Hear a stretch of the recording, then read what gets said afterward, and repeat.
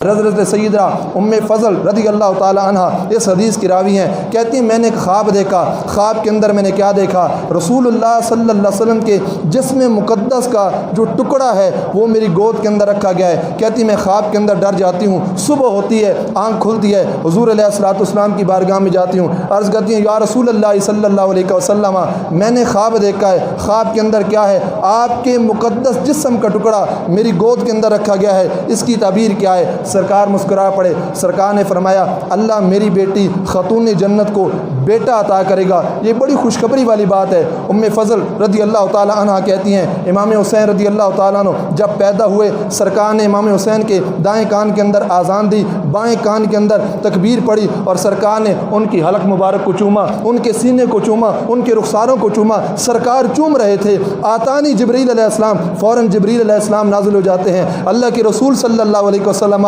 مبارک ہو آپ کا یہ بیٹا سیدہ شباب اہل الجنہ ہے، یہ جنتی نوجوانوں کا سردار ہے، لیکن اے اللہ کے رسول صلی اللہ علیہ وسلم آپ جس مقدس حلق پر امام علی مقام کو چوم رہے ہیں، کربلا کی دھرتی کے اندر اس مقدس حلق پہ نیزوں کے وار چلیں گے، تیروں کے وار چلیں گے، اور آپ کا یہ بیٹا اللہ کی بارگاہ کے اندر شہید ہو جائے گا۔ سرکار جبریل علیہ السلام کی اس بات کو جب سنتے ہیں، سرکار کی آنکھوں سے آنسو جاری ہو جاتے ہیں، اور سرکار نے فرمایا جبریل کربلا کی مٹی لے کر میری بارگاہ کے اندر آئے ہیں کہ اللہ کے رسول آپ کے اس نواسے کو بڑی ظلم و تشدد کے ساتھ کربلا کے مقام پر جو ہے وہاں پہ ان کو شہید کیا جائے گا۔ بچپن کے اندر ابھی امام حسین رضی اللہ تعالیٰ عنہ کی ولادت ہے، سرکار نے پہلے یہ خبر سن لی کہ یہ میرا بچہ، یہ میرا بیٹا دین کی راہ کے اندر اسلام کی عظمت کی خاطر قربان ہو جائے گا، لیکن سرکار نے ساری زندگی امام علی مقام کے بچپن سے لے کر ان کی شہادت کی عمر تک بے صبری کا مظاہرہ نہیں کیا، بس یہی دعا کرتے رہے اے اللہ میرے حسین کو صبر عطا کر، اے اللہ میرے حسین کو استقامت عطا کر،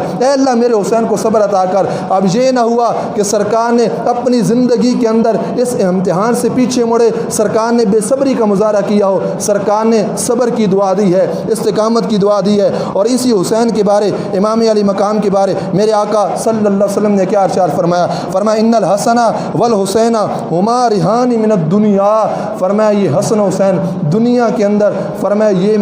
میرے چمکتے ہوئے پھول نظر آتے ہیں۔ دنیا کے اندر ہماری عادت کیا ہے؟ کوئی گلاب کے پھول سے پیار کرتا ہے، کوئی چنبیلی کے پھول سے پیار کرتا ہے، کوئی کسی پھول سے پیار کرتا ہے، لیکن حضور کہتے ہیں دنیا کے اندر اگر میں کسی پھول سے پیار کرتا ہوں، ایک کا نام حسن ہے، دوسرے کا نام حسین ہے، اور سرکار کہتے ہیں الحسن والحسین سیدہ شباب الجنہ، یہ حسن و حسین جنتی جوانوں کے سردار ہیں۔ اور آگے سرکار فرماتے ہیں احب اللہ من احب حسینہ، اللہ اس سے محبت فرمائے جو میرے حسین سے محبت فرمائے گا۔ حضرت ابو ہریرہ کہتے ہیں کائنات کے اندر میں نے ایسے نواسے اور ایسے نانے کی کوئی مثال نہیں دیکھی جس طرح سرکار کو امام علی مقام کے ساتھ محبت ہے۔ حضرت ابو ہریرہ کہتے ہیں میری آنکھوں نے دیکھا، میرے کانوں نے کیا دیکھا؟ میرے کانوں نے سنا، سرکار تشریف فرما ہے امام علی مقام امام حسین رضی اللہ تعالیٰ عنہ بچپن کے عالم کے اندر، چھوٹی سی عمر ہے، سرکار کی بارگاہ کے اندر آتے ہیں۔ امام حسین رضی اللہ تعالیٰ عنہ نے اپنے ننھے ننھے موٹے موٹے تازے تازے چھوٹے چھوٹے مبارک قدمین شریفین،